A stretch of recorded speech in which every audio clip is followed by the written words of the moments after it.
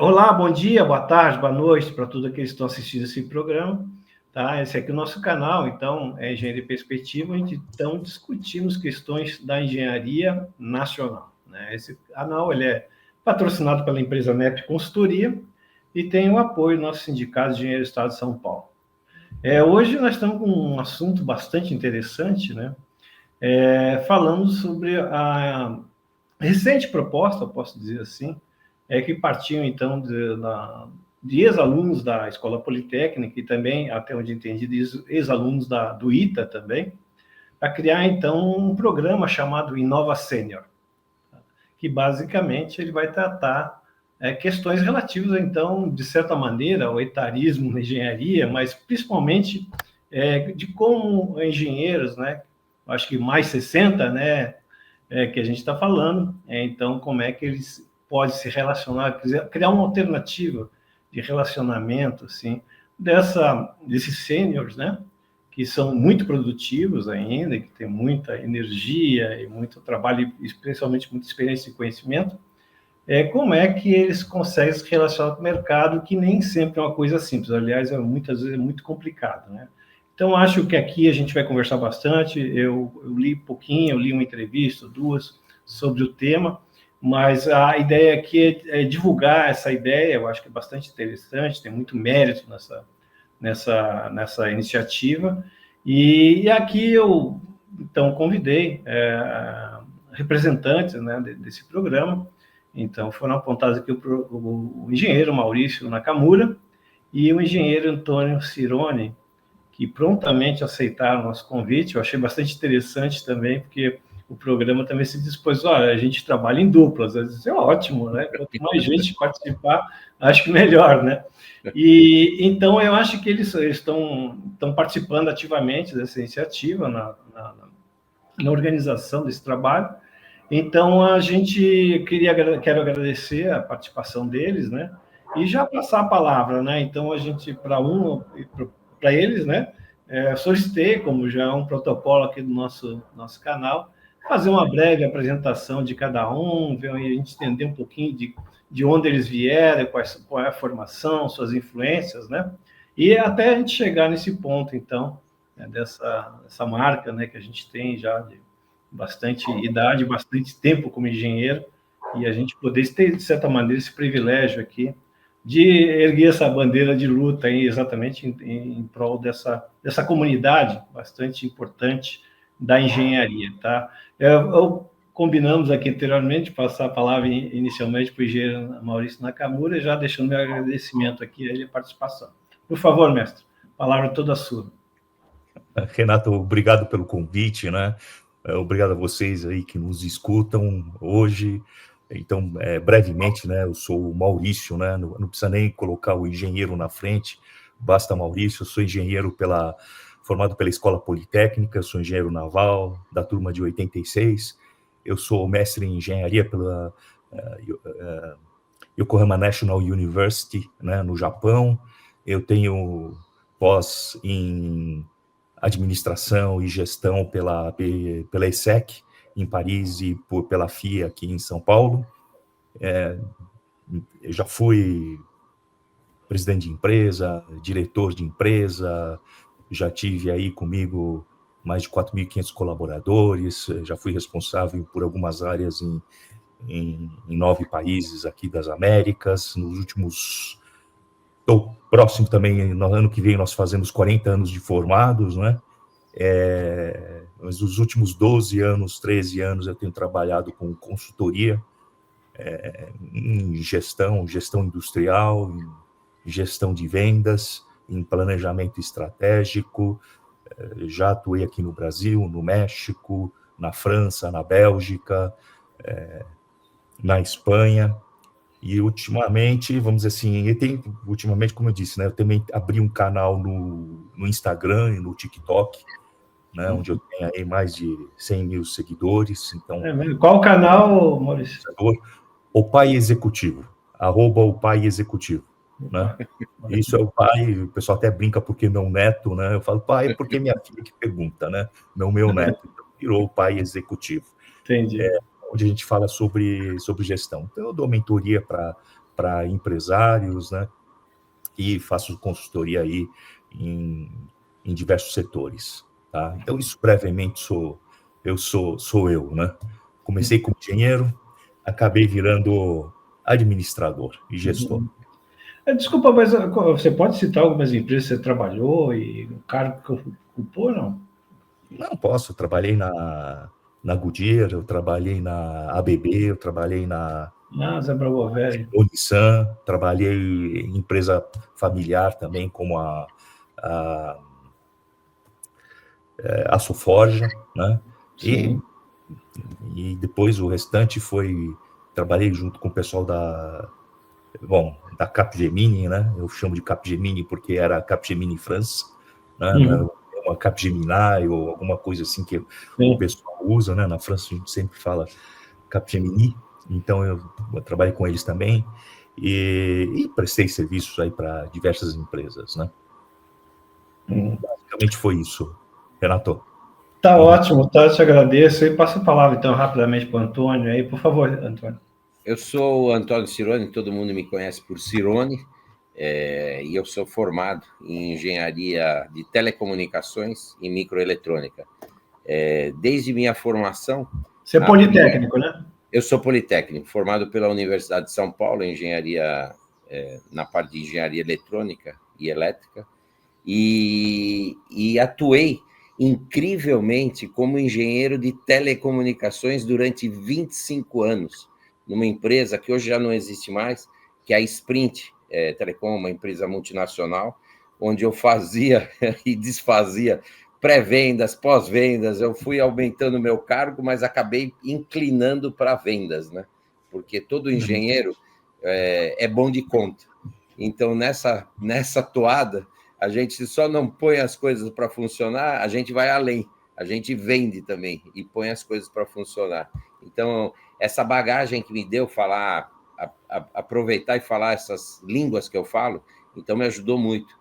Então, o espanhol pela América Latina toda, o italiano, inglês. O inglês era corriqueiro, bom, é corriqueiro de todo engenheiro. Tanto é verdade que todas as normativas técnicas são todas, né? Vieram todas em inglês primeiro. E é um método de comunicação com todos os meus peerings aí espalhados pelo mundo, né? Além da Sprint, já trabalhei em outras empresas também, aí citando como o Maurício citou, trabalhei na Motor, trabalhei também... Desculpa, Antônio, interrompeu qual o nome da empresa? Deu uma pausa aí. Tá. Eu trabalhei na Anixter. Era uma distribuidora de cabos e de tecnologia com algumas empresas que eu acho que hoje já não existem mais. Bain Networks, Digital, alguns equipamentos na área de telecom que já não existem mais e que foram adquiridas por outras empresas também. Cisco Systems, ou seja, trabalhei em várias empresas distintas, mas como telecomunicações, fiquei 25 anos numa mesma empresa. E aí eu tive que me reformular, porque a empresa acabou se desmanchando mundialmente, e acabei indo para um outro segmento, o segmento da parte elétrica, a parte fotovoltaica, a parte de telemetria. Então, eu faço desde projetos de iluminação, projeto luminotécnico também, que eu estou também aderindo a essa linha, ou seja, eu sou engenheiro que o pessoal da minha turma, da TR-88, que eu me formei em 1988, fala que eu sou engenheiro raiz, que é o engenheiro que mete a mão em tudo. E eu faço as coisas, e muitas das coisas que eu faço é inovação. Então, testo equipamentos e ponho com o pessoal da USP mesmo, com o pessoal dos laboratórios. Eu adoro um laboratório. Eu queria ser pesquisador, só que na época se pagava muito pouco. E aí eu falei para o próprio professor Marcos Barreto, falei, Marcos Barreto, não dá para ficar aqui na universidade, vocês pagam muito pouco, eu não consigo sobreviver, eu pretendo casar, ter filhos e seguir uma vida como qualquer outro, então eu vou ter que ir para a indústria privada. Então é uma pena que na época não incentivavam, a própria universidade não incentivava as pesquisas. Então, Foi mais ou menos essa minha trajetória como um todo. E hoje em dia eu gero laudo, faço instalação, tenho instalação. Amanhã mesmo eu vou instalar um wallbox para um cliente. Ou seja, e os carros a pilha estão aí, em voga, né? Então, é bastante tecnologia embarcada que tem hoje em dia. Então, tem necessidade de muitos engenheiros. Né? Tá bom. E, bom, já falando aí da ideia, aí fica à vontade, talvez vocês podem escolher, mas como é que surgiu essa ideia? Quais são os grupos? Como é que... Estou entendendo que a Associação de Ex-Alunos da Politécnica tem uma participação importante aí, né? E como é que juntou com o ITA? Quem poderia contar a história aí de como surgiu essa iniciativa aí? Então, Renato, vamos dizer assim, eu peguei essa iniciativa já no início, mas já estava andando, né? Eu acredito que foi o engenheiro do Perron, né, que teve a ideia de auxiliar, né, as pessoas com mais de... os engenheiros com mais de 60 anos a passar por um processo de reciclagem e se recolocar no mercado, né? Uma vez que nas discussões que a gente tem dentro de grupos de engenharia, a gente sempre fala que engenharia é algo estratégico para o país, é algo que é necessário para o crescimento do país, né? Para que a gente deixe de ser somente um exportador de commodities e passe também a desenvolver tecnologia, né? Então foi assim que começou lá nos seios da Associação de Ex-Alunos Politécnica, que hoje é Alumni Poli, né? Foi recentemente rebatizado, e nesse grupo de engenheiros, tinha engenheiros do ITA também, e aí foi assim, né? Juntou a gente tem um fome com o grupinho desejo de comer. Que é o Poly Networking, e surgiu a ideia lá da gente falar, olha, o que vocês acham? Quais as dificuldades que a gente vem enfrentando hoje em dia? Falei, dificuldade total, porque depois de 60 anos, e aí o pessoal começou a jogar a ideia. Pô, eu tenho problema depois de 50 anos. E cada um foi falando. Falei, pô, se todo mundo tem problema, vamos encontrar uma solução. O engenheiro adora encontrar solução. Ó, por que a gente não se junta e faz esse grupo aí? Quem topa? Aí o do Perron e o Dario perguntaram no grupo, quem topa? E aí a gente foi dizendo, tá bom, eu levantei a mão, tá bom, eu tenho tanta coisa para fazer, mas eu vou fazer mais essa. Vamos lá. Aí logo depois o Maurício agregou também. O Maurício foi lá, pumba, e foi juntando. E aí foi incorporando. E realmente no nosso grupo, Maurício, tem pessoal do ITA também lá no meio, misturado. E aí o pessoal do ITA, ótimo, eu vou falar com o pessoal do ITA lá, vamos ver se a associação também topa. E toparam. Eu falei, bom, então vamos botar a mão na massa, vamos fazer o estatuto, vamos criar associação, E aí a gente está desenvolvendo tudo isso, e cada vez mais rápido. A gente precisa ser muito rápido agora, porque a gente está sofrendo uma demanda enorme. Eu já tenho 2 projetos que já perguntaram para mim, que eu levei para o Dario. Dario, e aí? Vamos tocar? Ele falou, calma, a gente precisa primeiro se organizar. E a gente está se organizando para isso. Mas deixa eu entender, mas assim, especificamente, quais as necessidades aí que vocês identificaram que justificou a criação da associação? Entendi que vocês têm alguns pontos em comum, né? Mas um diagnóstico assim, da engenharia, que imagino que vocês tenham discutido, olha, a engenharia no Brasil hoje está mais ou menos desse jeito, né? E dentro desse quadro, eu acho que a gente pode ter tal abordagem, alguma coisa assim. Porque eu particularmente, eu tenho conversado com bastante gente, né? Particularmente, esse momento da engenharia é bastante complicado, é uma palavra muito usada, né? Mas vamos lá, né? Porque a gente, até coloquei para vocês aqui na pauta, né? Estava colocando questões desde a procura de alunos, os vestibulares, tem uma queda absurda. Ninguém quer mais engenharia. Todo mundo então, quer dizer, eu dei uma palestra de engenharia, fui convidado por uma escola grande aqui do bairro, e falou, quero que você faça uma palestra de telecomunicações. Eu falei, nossa, que maravilha, vou falar tudo sobre telecomunicações. Chego lá, tem 4, 5 gatos pingados que queriam engenharia. Eu falei, mas não é possível. E a sala ao lado, que ia ter uma outra apresentação, eu cheguei e perguntava, desculpa, o senhor vai dar uma palestra do quê? Eu sou advogado, vou dar uma palestra de advocacia. Eu falei, nossa, mas tem mais de 40 pessoas aí da sua palestra e a minha tem 3, 4 gatos pingados. Então, está tendo uma fuga, realmente uma fuga na parte de engenharia. Eu não Então, sei. mas esse que é o ponto que talvez eu gostaria de abordar com vocês. Vocês têm algum diagnóstico assim para dizer assim, não, mas o que está acontecendo é isso aqui e com isso a gente consegue explicar o momento atual? Não diria que seria um diagnóstico, Renato. Renato ou doutor Renato? Como você prefere? Não, por favor, não, Renato. Renato, então, assim, eu diria que não é que tem um diagnóstico, tem, assim, dentro do que a gente vai vivendo, né, dentro do nosso networking, dentro dos projetos que eu tenho, que eu acho que o Cirone também tem, as pessoas pedem engenheiros, né, pediram para mim recentemente um gerente industrial, né, então,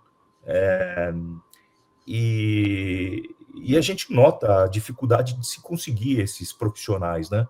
Até alguns anos atrás, já não é recente, né? Até tinha uma brincadeira, eu tenho um amigo que é eletrotécnico, né? É um senhor também, né? Se perguntar hoje quem estuda eletrotécnico, são poucos, né? Eu acho que a garotada não deve ter, já tem poucos engenheiros, né? Eletrotécnico, então, deve ter bem menos, né? E ele trabalhou naqueles projetos do Giral e daquelas hidrelétricas no norte do país, né? E ele brincava, encontrava com ele, às vezes a gente estava no aeroporto, encontrava, e aí, como é que tá? Pô, você sabe como é que chamam o departamento de engenharia lá da usina? Como? Asilo. Asilo por quê? Porque só tem gente aposentada, né? Gente de cabelinho branco ou sem cabelo, né?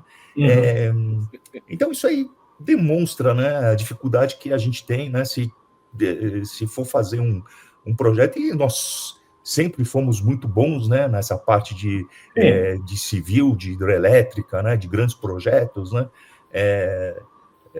dói ver essa dificuldade de se conseguir, né, novos engenheiros, né, entrando aí no mercado para justamente fazer engenharia, né, então isso eu sinto, né? Eu sinto, por exemplo, a dificuldade de achar, não é que tem um estudo, né? Mas a dificuldade de achar um engenheiro de manutenção, né? Alguém que entenda dos processos, né? Das metodologias aí e da teoria de manutenção, que sabe fazer um FEMEA, né? Coisa assim que... então a gente vê essa dificuldade. Então isso me levou, eu acho que isso é uma coisa que pode ajudar muitas empresas, né? Você, que nem o Cirone falou, a gente tem falta gente, eu acho que até para fazer cálculo estrutural, né? Existe muita tecnologia, né? Que chega agora. Até teve um projeto que eu fiz com o pessoal de engenharia civil da USP, que foi implantar IoT na construção civil, né? Aí o problema foi outro, né? Aí o problema foi que as normas não acompanham a tecnologia na mesma velocidade, né?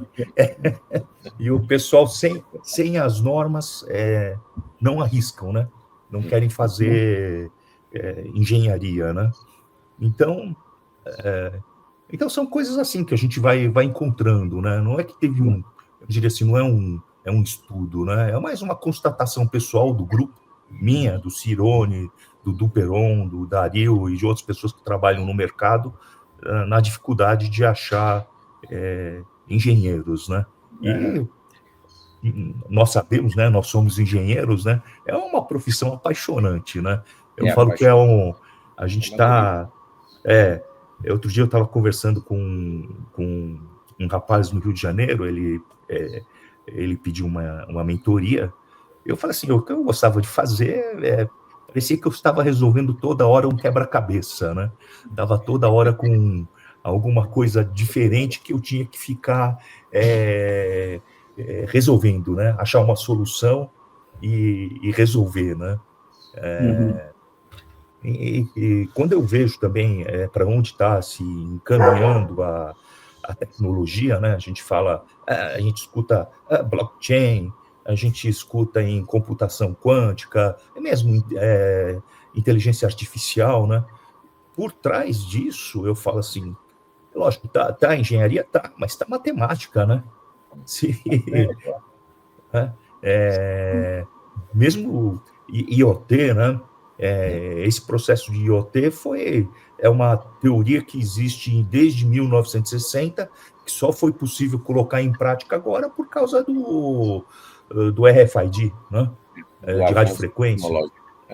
Então, assim, então são coisas assim que estão abrindo, que eu acho que precisam de um engenheiro, né? Precisa de alguém, precisa de engenheiro, precisa de matemático, precisa de físico.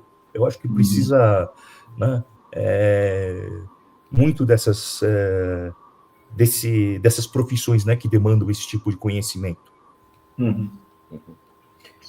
Eu digo até um pouco mais, né? Existem alguns estudos, né? O próprio Senai, em 2024, ele levantou que o Brasil vai precisar de 9,6 milhões até 2028 de engenheiros. Então, essas empresas aí, a própria McKinsey, em 2023, ela fez uma pesquisa e também aponta que nos Estados Unidos e na Europa precisa de 1 milhão de engenheiros até 2030. Isso lá, que os caras têm infraestrutura tinindo, infraestrutura boa. Imagina aqui, que a gente não tem infraestrutura, que a gente não tem parte de telecom no meio da agricultura, no agrobusiness. A gente faz muito projeto para agrobusiness também. E os caras, cada vez que a gente vai visitar, o pessoal fala, Cirone, pelo amor de Deus, venha mais vezes aqui, que a gente precisa de você aqui para dar um banho de tecnologia, de tudo que você tem lá em São Paulo, no Rio de Janeiro, em Minas Gerais, em Santa Catarina, no sul do Brasil. Traga para nós aqui, que estamos precisando de engenheiros e precisamos dar um banho de tecnologia. Então, a demanda por engenheiro é tremenda. A pessoa que faz um projeto, uma obra, ele nunca vai pôr em risco o seu investimento. É o que o Maurício ouve direto das empresas. Ele trabalha com isso e ele faz gestão. Para você mitigar os riscos, você tem que ter um bom engenheiro a tiracolo. E o engenheiro, por exemplo, na minha parte elétrica, o engenheiro está para o eletricista, assim como o médico está para o enfermeiro. Se o médico não tiver um bom enfermeiro, e o enfermeiro não cuidar do paciente, morre. Isso é verdade. E a gente, como engenheiro, a gente tem que passar a informação que a gente aprende todo dia. Eu estou aprendendo todo dia. Todo dia eu aprendo e passo a informação. Então, em Nova Sênior, eu vejo isso também, da gente poder dar chance para os novos engenheiros, a gente passar um pouco do nosso conhecimento, um pouco da nossa vivência, que a gente já passou por tantas e boas. Isso eu tenho certeza. Eu acho que existe mais uma coisa também, né? O engenheiro também formado, né? A gente sofre muita concorrência, né? Porque o engenheiro em si, ele acaba trabalhando no mercado financeiro, ele vai trabalhar como administrador, né? Foi o meu caso, né? Eu larguei engenharia para ser administrador, né? Vai trabalhar como financeiro, né? Como diretor financeiro, como gerente financeiro. Muitos engenheiros, colegas meus, são CFOs, né? Então, assim, além do fato de formar poucos engenheiros, ainda os que a gente forma acabam sendo cooptados assim para outras funções, né, que precisam daquele tipo de formação, né, uma formação mais analítica, né, uma capacidade também de buscar soluções e respostas, né. Então já acaba caindo em diversos outros setores, né, e não a engenharia. Sim. Não, mas é interessante, por isso que eu gostaria de explorar exatamente esse contexto, né, que a gente está falando e onde, então, vocês estão propondo essa iniciativa, porque uma das coisas que eu já discuti bastante aqui com algumas pessoas é exatamente um pouquinho da história recente da engenharia, que ela é rica em equipes muito boas. Você citou a parte de construção civil nos anos 70, né, anos 70, basicamente, 60, 70, né? Existiam as infraestruturas, né? Obras de infraestrutura que eram gigantescas, né? E com isso vinha tudo, claro. Aí a gente pode falar as consequências disso aí, que é um outro momento. Estou falando da engenharia, a parte técnica, e dos salários também, que eram muito bem remunerados também, aqueles engenheiros. Eu não peguei essa época, infelizmente, Vocês também não pegaram, mas eu tenho relatos de pessoas que na época de engenharia, de fato, existia muita oportunidade, mas os engenheiros, claro que tinham muito menos escola, mas saíam já com oportunidades, já de dentro da universidade, com belíssimas oportunidades, assim, em todos os níveis, né? E, por outro lado, assim, também dentro desse contexto, isso foi um momento histórico, né, que a gente teve e que hoje a parte de construção civil do Brasil ainda existe uma competência, mas já não é a mesma coisa. E eu sou um remanescente aqui, recentemente está trabalhando na área de óleo e gás, onde também a competência existe, mas houve também um processo de quase destruição dessa área de óleo e gás em vários setores aí, onde então se perdeu muitos empregos, muitas empresas fecharam, principalmente no Rio, né? Aqui em São Paulo acho que não foi tanto, mas existe. Então, ou seja, essa questão da engenharia, esse contexto da engenharia, que ele muda evidentemente de acordo com as condições econômicas, e ele está por trás exatamente dessas oportunidades também que a gente está vendo, né? E eu queria entender um pouquinho de vocês, porque me parece que hoje, se a gente tem esse momento, a gente precisa de engenheiro, mas, na verdade, os jovens não estão querendo fazer engenharia, assim, em ambas palavras, né? Eu acho que é meio prematuro a gente falar, mas a gente sabe que diminuiu muito a busca, mas também porque os postos de engenharia diminuíram, as oportunidades também não são tão boas, né? Não sei se vocês concordam comigo, né? Mas me parece assim que existe um contexto onde a engenharia, eu vou usar uma palavra forte, mas ela decaiu um pouco na hierarquia social, que faz que a busca, e ela tem essa queda que você está comentando, frente a outras profissões que conseguiram se impor nesse cenário. Ou não?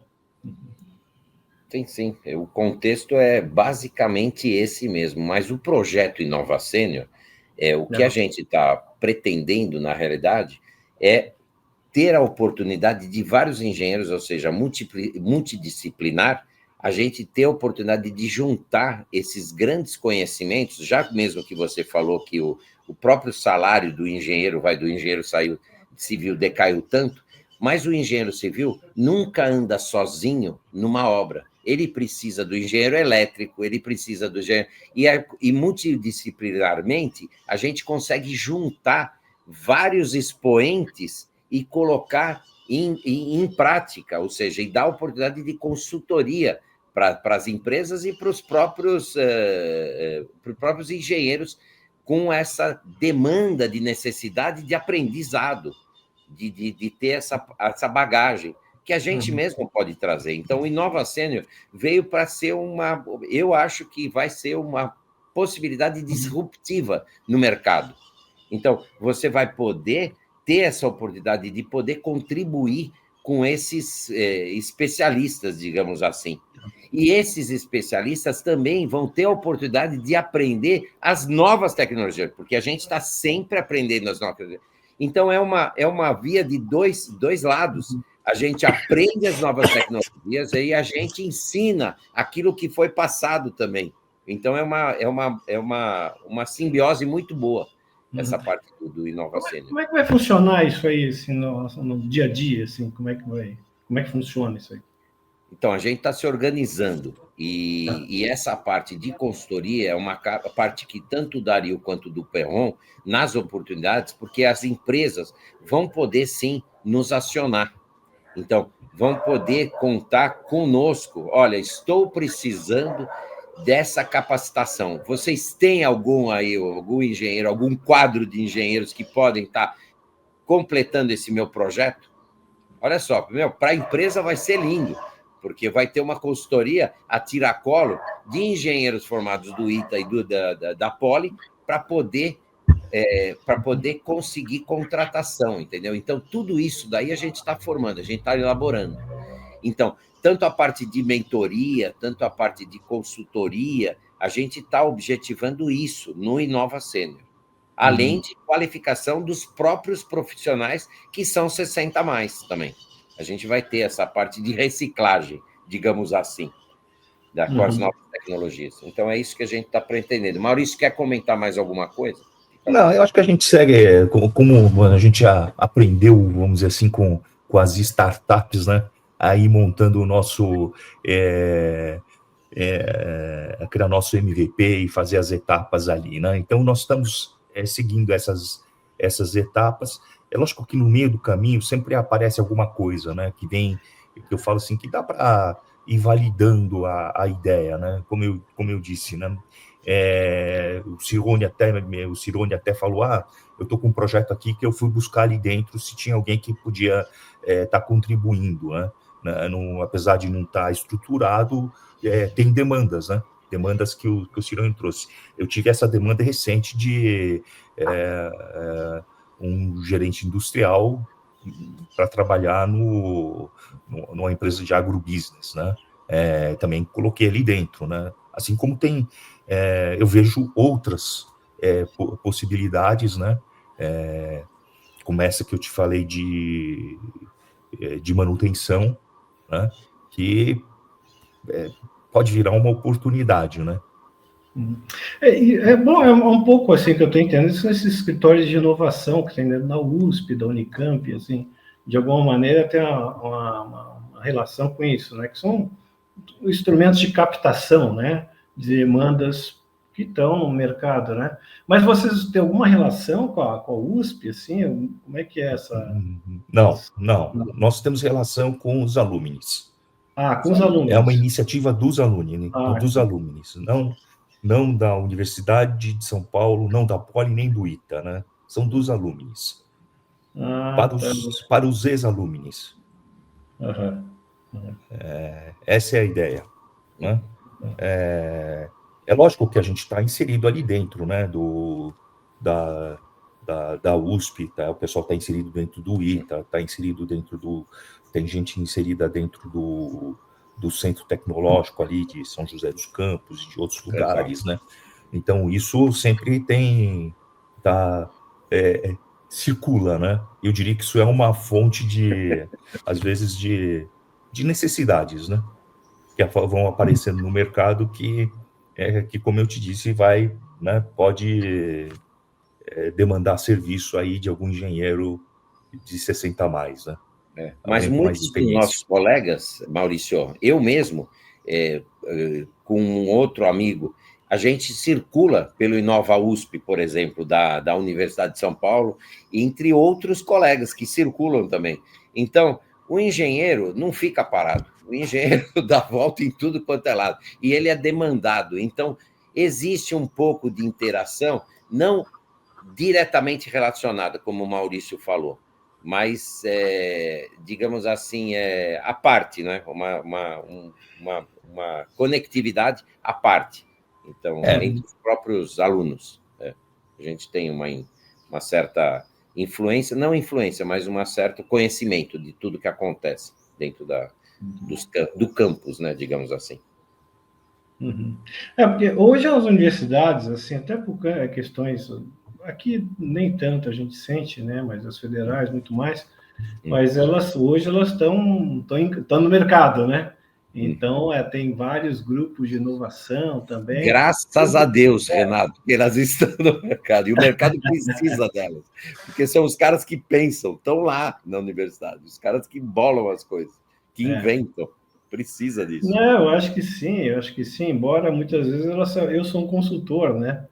Então, na área de cálculo, né? Então, eu muitas vezes também me sinto um pouco prejudicado, não, né? Mas é uma concorrência um pouquinho difícil de lidar também na universidade, né? Sim. Então, essa fronteira aí nem sempre é bem definida, assim.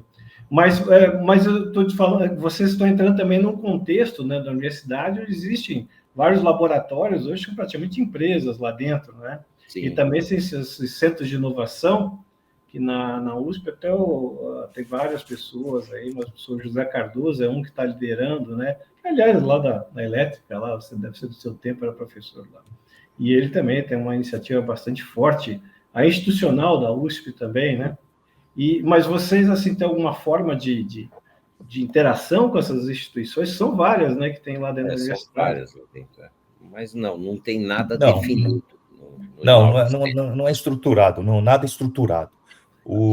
A ideia é um grupo de engenheiros, né, ou ex-engenheiros, porque alguns como eu acabam, eu falo assim, acaba ficando longe de um cálculo diferencial integral, né? Opa!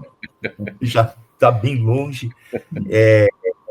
e a gente acaba, o que a gente está querendo, né, é ajudar os outros colegas engenheiros, né, a retornar algo ainda para a sociedade, né? Como a gente está querendo, né, dessa forma, eu quero retornar aquilo que eu consegui, que eu ganhei, né, da Poli, do pessoal ali, né? Eu acho que é uma forma da gente contribuir com a sociedade. Esse é o objetivo, é ajudar, contribuir com a sociedade. E tem muitos outros que estão nessa situação que querem ajudar e contribuir. O Cirone é um deles, né? A gente já está encaminhado com as nossas coisas, né, Cirone? Mas a gente abriu isso daí como uma forma de estar, como eu falei, contribuindo. Então, não é algo conectado com a universidade em si. Eu acho que são coisas distintas, né? A universidade tem o caminho dela, tem as coisas que eles estão fazendo. A gente, como o Cirone falou, como o pessoal circula, ele circula mais do que eu não circulo dentro da universidade, né? Uma vez ou outra eu fui ali para buscar algumas coisas, né? Buscar algumas soluções para alguns problemas que eu encontrei no mercado, no mercado de trabalho, no mercado aí das empresas. Mas agora a ideia eu quero achar engenheiros. Opa. Né? A gente quer achar engenheiros que possam estar ajudando aí essa falta, essa lacuna de engenheiros, né, para uma série de atividades. Tá. Eu vi ali alguma coisa no número de 200 engenheiros, né? Eu vi uma entrevista do engenheiro do Perron. É o número de pessoas que existem já, ou é como é que funciona isso aí? Quem quiser se inscreve, como é que aciona, né, essa nova associação? Existe um canal no LinkedIn, né, o Inova Sênior. A gente está interagindo com as pessoas por lá, né, os engenheiros. Quem é ex-aluno da Poli ou do ITA que quiser arregaçar a manga, é só entrar em contato com a gente e vir ajudar, né? Ajudar a trabalhar, né? Quiser ajudar seja com financiamento, seja com trabalho, nós estamos abertos a receber o pessoal. Tá certo, então. Então é uma associação, na medida que você está procurando, vocês estão dando espaço, então, para a pessoa se manifestar, ou seja, com uma demanda ou com alguma oferta de contribuição também, né? Perfeito. Tá. Exatamente isso. Deixa eu aproveitar a experiência de vocês aqui. Essa coisa de etarismo, né, que agora também eu acho que é bastante oportuno esse tema, né, porque muito se fala, né? E com ela vem eu acho que uma palavra muito bonita que é inclusão, né? E o Brasil é meio que o campeão da exclusão, né? Em vários segmentos, né? E você, como é que, assim, porque eu tenho colegas e vocês têm mais experiência do que eu já vi, em outros países na Europa, né? Então, recentemente estava conversando com um colega meu, e ele também tem mais de 60 anos, e ele, uma certa contingência, ele acabou ficando desempregado, lá estava procurando. E ele fez várias entrevistas para vários países, como ele mora no meio da Europa, então ele tem acesso a várias oportunidades. Ele fez várias entrevistas, ninguém perguntou nada sobre idade, né? Então, quer dizer, o que vocês enxergam nesse procedimento e aqui no Brasil, quais são as diferenças que vocês enxergam? Se é que vocês acham que tem diferença? Eu acho que tem, tá? E não é pequeno. Não, com certeza. Eu acho assim, eu falo assim, existem algumas regras que eu vi, né, principalmente eu vejo assim, eu tive muito contato com multinacional, né, e uma das regras que tem você chegou dos 60 anos, eles te jubilam, né, eles te convidam a aposentar, né, para dar espaço para os mais jovens, né, ter o processo normal de segmento aí da cadeia, né.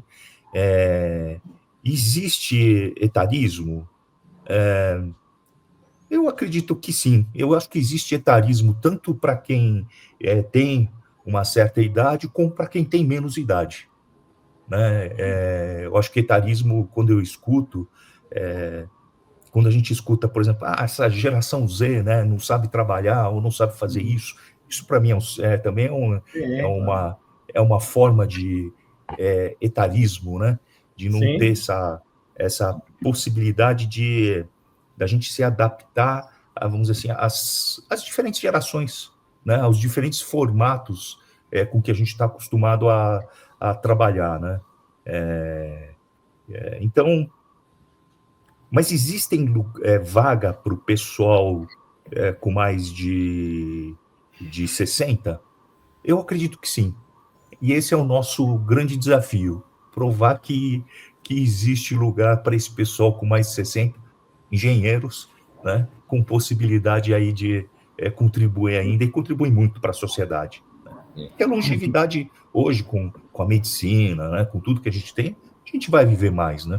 Antigamente, quando a gente batia os 60, a gente estava muito perto já do final de vida, né? Sim, a expectativa de vida é menor também, né? A expectativa de vida era menor, hoje não, né? Hoje, né, a gente tem aí mais uns bons anos, né? Talvez uma década ou 2 décadas ainda, né? De possibilidade de produzir coisa útil, né? Muito coisa útil, né? Então, eu acho que esse é o trabalho também no Inovacênio, né? Conseguir provar que é possível ter lugar para esse pessoal, né? Não, isso aí sim, né? Mas o meu entendimento é que aqui no Brasil talvez a questão seja um pouquinho mais grave, vamos dizer assim, né? Na medida que a questão de idade, até outro colega meu trabalha na China, existe o pessoal lá idolatrado, aí, o pessoal mais velho, quer dizer, existe uma questão cultural, né?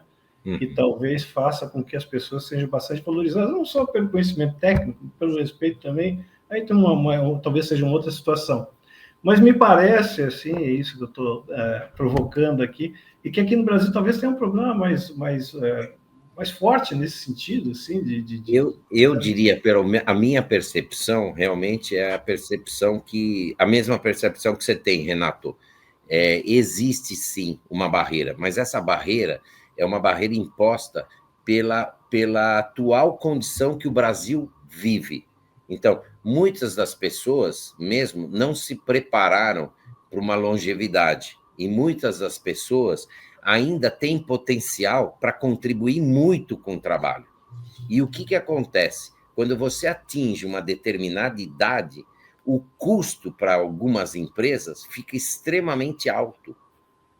Entendeu? E isso pode ser uma barreira. Então, essa perspectiva do Brasil encaixa. Lá nos Estados Unidos, por exemplo, é diferente. A infraestrutura deles, o próprio modo de vida deles, a pessoa se prepara melhor para uma chegada de um etarismo, digamos assim, para ele poder se aposentar. Ele vai se preparando ao longo da vida toda. Aqui no Brasil, existem algumas condições intrínsecas na própria sociedade, na nossa sociedade, no próprio governo, que não nos permite. Pode ver, não é só para engenheiro. A aposentadoria, para todos, é achatada. Não é uma aposentadoria, e é uma pirâmide monstruosa. Você tem uma pirâmide de aposentadoria, de distribuição de renda, totalmente desigual, entendeu? E as oportunidades são distintas para cada pessoa. Então, algumas pessoas, alguns engenheiros, têm a capacidade e a possibilidade de se tornar um CEO de uma empresa, de se tornar um diretor, de se tornar... E muitas vezes, não pela própria condição do engenheiro. Às vezes, o engenheiro é extremamente competente. O cara se dedicou a vida toda e chega no momento de vida dele que ele ainda tem muito para dar e ele é tolhido, ele é quebrado a oportunidade. Então, eu vejo que eu tenho que contribuir. Tudo que eu peguei, tudo que eu tive oportunidade de receber da Universidade de São Paulo, que foram todas as pessoas que contribuíram com seus impostos e tudo mais, que me certificaram, que me deram a oportunidade de poder crescer como engenheiro, eu quero retribuir para a sociedade. Eu quero dar essa chance. E eu estou aqui junto com o pessoal de Inovacênio, que tem muitos dos nossos colegas que têm a capacidade, sim, e que não está na hora. Muitos até que têm uma condição de vida até razoável e boa, mas mesmo assim eles têm capacidade de contribuir e eles precisam. Eu estou pedindo para eles que eles precisam continuar. Eu sofro demais com a antiga concessionária de energia elétrica, porque muitos dos meus amigos cabelos brancos foram mandados embora e eles têm todo o mapa de distribuição da região de São Paulo toda. E aonde que estão esses caras? Eles simplesmente foram afastados. E com um poder enorme de poder contribuir com essas novas pessoas que estão nas novas atribuições, falando, pô, essa rede você puxa daqui. Ele não precisa nem olhar o mapa, ele sabe tudo de cabeça. E também na parte de telecom, muitos dos amigos que foram da Telesp, da antiga Telesp, eles têm condição, sim, de usar um pouco do background dele, que ele aprendeu tudo, e poder contribuir com as novas gerações, entendeu? Então, e com a empresa. Então, eles têm, sim, capacidade de oferecer aquilo. Aí eu acho que eles não deveriam, uma pessoa não deve nunca cessar o objetivo de vida dela. Se o cara gosta de fazer engenharia, ele tem que ter a capacidade e a oportunidade de ter essa presença na comunidade, na sociedade. Ele tem que ter o direito de poder contribuir. Entendeu? O próprio Orsini, um professor que eu tive, o Orsini foi fantástico para mim. Lembra? Nossa, é uma lenda. Ele chegou e falou, Cirone, você não está entendendo. Ó. Ele pegou, abriu o relatório e falou, está vendo a curva aqui? Ó. Você errou um parâmetro aqui. Eu falei, nossa senhora. E ele era um mestre, para mim, um iluminado, como vários professores da universidade que eu tive. Eu agradeço a todos, professor Zufo, todos, a Edith Ranzini, nossa, foram professores espetaculares, todos, Mariotto, todos, Wilson G, todos. Acho que também existe essa parte econômica que o Cirone falou, né? Um cara com 30 anos de bagagem, imagina o salário dele, né? O salário, o fundo de garantia, vamos dizer assim, todos os custos que ele tem para a empresa, né? Ele acaba ficando mais caro, né? Então, eu acho que existe essa equação econômica, né, que leva uma pessoa a ser convidado a sair depois de um determinado tempo, né? Mas isso é interessante, Maurício, desculpa, só para não perder esse gancho, porque vocês aí são da minha geração, né? Então, provavelmente vocês ouviram falar muito no tal da estrutura em Y, né? Onde, então, o engenheiro, a carreira técnica, ela teria a mesma condição de chegar, na questão hierárquica, mas também financeira, do pessoal administrativo. Isso foi uma coisa que não... Aí eu faltaria recurso. Eu vi pouquíssimas empresas aqui no Brasil que conseguiram se aproximar disso aí. Mas isso também não é uma falha também do engenheiro em si, enquanto categoria, ter pego essa ideia que existia, a ideia era forte, ela é boa, né? E isso afastou muito engenheiro, porque chegou num... Eu, por exemplo, trabalhei em várias empresas, o cara queria ganhar mais, ia para comercial, ia para gerenciamento. Tecnicamente, a minha, né, assim, claro, a geração anterior, a nossa, tá, eu conheci vários engenheiros que fizeram a carreira, mas, de fato, não sei se a termo seria a estrutura em Y, mas, de fato, existia. Inclusive, as estruturas de engenharia eram um pouquinho diferentes, né? Quer dizer, o engenheiro começava de baixo e chegava ao chefe, ao presidente da empresa, né? Hoje em dia, o pessoal do financeiro tomou conta, né? Então, não lhe parece assim que também faltou um pouquinho da nossa parte assim de cavar um pouco mais esse espaço de atuação do engenheiro, não só do ponto de vista técnico, né? Que eu acho que isso aqui fala por si, mas também financeiro, de condições inclusive, de você ter mais poderes dentro da empresa, que eu acho que já foi em algum momento, né? E a gente não perdeu esse gancho em algum momento aí, não? Eu acho que, Renato, assim, depende muito do tipo de empresa, né? Tem empresa em que assim, o know-how, o conhecimento técnico, ele tem um valor, né? Você precisa desse conhecimento técnico para poder entregar aquilo que a empresa promete para o cliente, né? Mas eu falo assim, cara, emprego é uma relação de business, de negócio, né? Você ganha mais se você entrega mais, né? Você tem que dar um maior retorno. É por isso que, vamos dizer assim, um presidente ou um diretor vai ganhar mais, vai ter um bônus maior, vai ter um salário maior, ele vai entregar um resultado maior, né? Ele vai garantir a perenidade da empresa, aumento de participação no mercado, aumentar um lucro, né? Assim, aquela história de carreira Y, para mim, era só para fazer boi dormir, entendeu? É uma coisa assim que inventaram na época para dizer, ó, né? Eu sei que você quer virar gerente, mas nem todo mundo vai conseguir virar gerente, né? Por quê? Porque os skills são outros, né? Que precisam para se virar gerente. Então, faz o teu negócio aí direitinho, que você vai seguir com uma carreira e você vai ganhar tanto quanto. Mentira. Né? Não chega a ganhar tanto quanto uma pessoa que seguiu carreira executiva, né? As responsabilidades são outras. Ele vire vice-presidente de engenharia ou alguma coisa assim. Mas aí ele deixou de ser engenheiro também, né? Ele passou a ser um executivo, um administrador de engenharia, de pessoas, né? Então, eu acredito assim que existe essa limitação. Se você gosta, né? Eu falo assim, é sempre uma escolha de vida.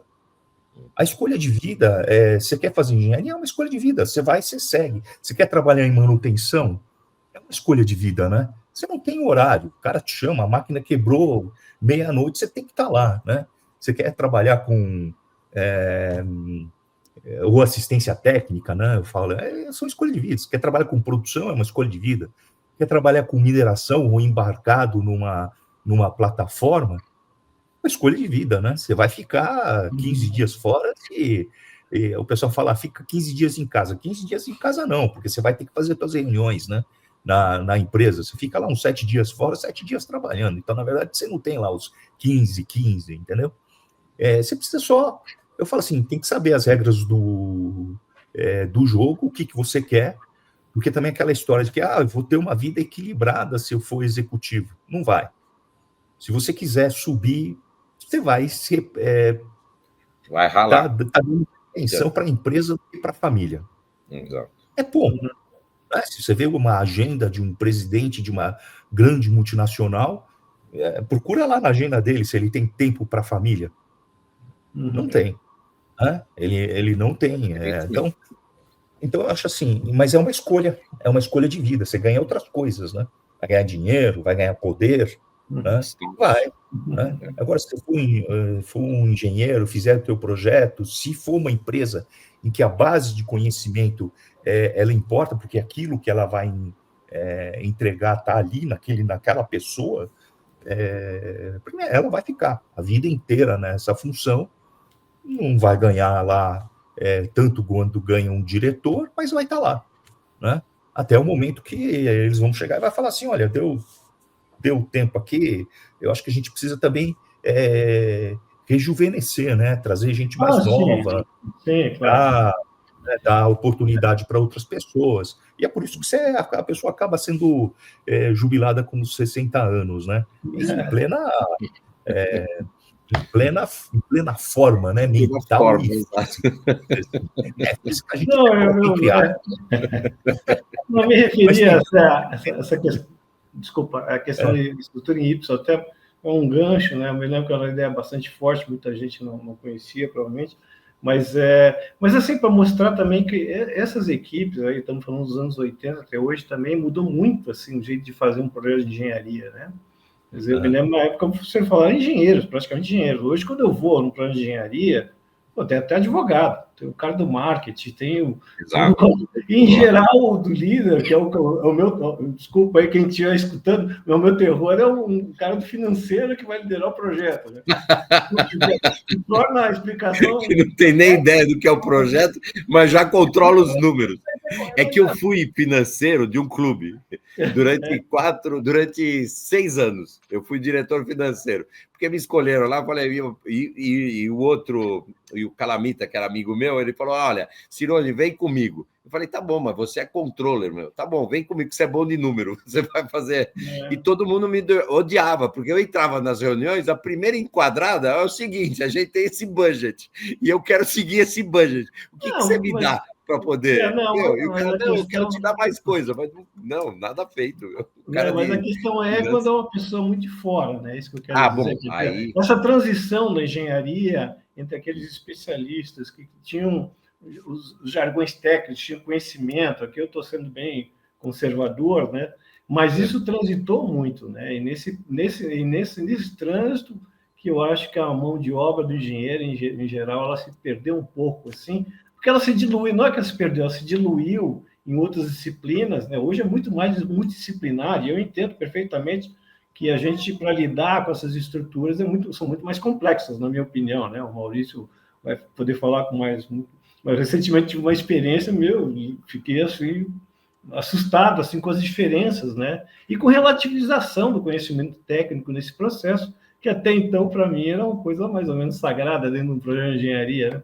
Então, eu mudei um pouco o meu modo de ver, mas, na verdade, que existe um momento de transição bastante grande, e novamente, linkando com o projeto, né, de vocês, Nova Senda, quer dizer, é um dos desafios, né? Pegar pessoas acho que muitas pessoas conseguiram fazer essa transição. Maurício deve conhecer bastante gente aí, desse meio, né? Mas muitos engenheiros desses que a gente está pegando aí, aquele engenheiro raiz mesmo, né? De chão de fábrica, de fato, há uma ebulição do mercado e na forma de fazer engenharia, que está com inteligência artificial, com todas essas novas ferramentas, de fato, que é um desafio bastante importante aí também, e bastante interessante por isso mesmo, né?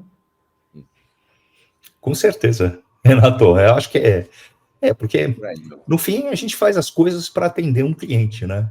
E hoje em dia, para atender um cliente, envolve, como você disse, muitas disciplinas, né? O mundo se tornou mais complexo, né? A comunicação se tornou mais complexa, né? Até eu brinco que um dos grandes gaps de intergeracional é o WhatsApp, né? Se você perguntar para alguém da nossa idade se faz por WhatsApp reunião, não, pelo amor de Deus, eu prefiro ligar para a pessoa ou fazer uma reunião, né? E se você perguntar para o pessoal de uma geração mais nova, ele fala, não, a gente resolve tudo pelo WhatsApp. Né? Eu gosto do presencial. Então, aliás, esse é um ponto, né, que você sabe que é interessante outro dia, olha só, dessas transições, por isso que eu acho muito interessante esse projeto, porque outro dia eu estava falando com umas pessoas, e com esse negócio de inteligência artificial, o cara pediu para fazer um exercício, né, através de ChatGPT, né? E eu vi o exercício, eu fiquei impressionado, porque é um exercício de engenharia, tá? Integrais, diferenciais. Ele fez um trabalho perfeito. Jamais alguém vai dizer que aquilo lá foi o aluno. Não dá para dizer quem fez, né? E aí o professor, o que ele faz? Ele faz prova oral. Olha só, voltamos lá por isso. Ele faz prova oral por quê? Porque em algum momento ele tem que... Veja, não é saber se o cara fez, não. Saber se o cara está aprendendo, né? Quer dizer, por isso que é interessante, né? Quer dizer, a gente soube que é a prova oral, né? Que é tá lá na frente, tem que se explicar, né? Mas veja que como as coisas vão se comunicando e de maneira que aquela experiência anterior pode hoje resolver a questão do ChatGPT na sala de aula, né? Porque na prova oral não tem jeito, né, meu amigo? Não vai pedir para o ChatGPT. Eu acho que é bastante importante. Não, já está dando uma hora. Quero agradecer aqui a participação. Se você precisar repetir, pode chamar a gente, pode marcar um outro horário também. Não, imagina. Dá mais informação da gente também. Tá bom. Não, eu quero agradecer aqui a participação de vocês, tá? Acho que assim, cumprimentar pelo projeto também, espero aí que vocês tenham muito sucesso nessa empreitada aí, como uma pessoa também, um eventual participante também, fico muito contente que tenha gente se mobilizando aí para fazer esse tipo de projeto aqui, estamos precisando bastante, tá bom, gente? Muito obrigado pela presença de vocês, um forte abraço. Eu que agradeço, obrigado, foi um prazer conhecer o senhor, doutor. Imagina, o prazer é todo meu. Tá bom? Obrigado, viu, Renato? Prazer te ver novamente. Obrigado, valeu, Maurício. Boa sorte na reunião.